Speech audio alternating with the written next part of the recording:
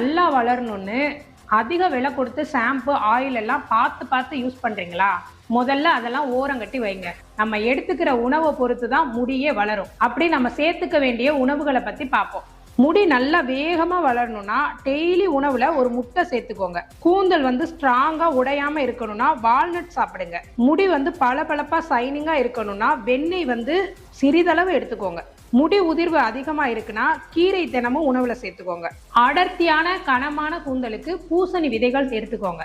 சிலருக்குலாம் பொடுகு தொல்லைனால முடி கொட்டும். இதுக்கு நீங்க தினமும் தயிர் உணவுல சேர்த்துக்கிட்டாலே சரியாயிடும். அதே போல முடி வறட்சியா இருந்துச்சுன்னா கொஞ்சமா தேங்காய் எண்ணெய் எடுத்து மசாஜ் பண்ணுங்க.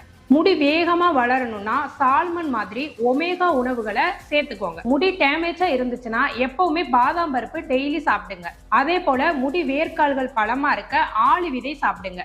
மொத்தமா சொல்லணும்னா முடி நல்லா வளரணும்னா விலை உயர்ந்த பொருட்கள்ல இல்ல, நம்ம எடுத்துக்கிற உணவுல தான் இருக்கு. இது போல ஹெல்த் சம்பந்தமான தகவல்களுக்கு எங்களோட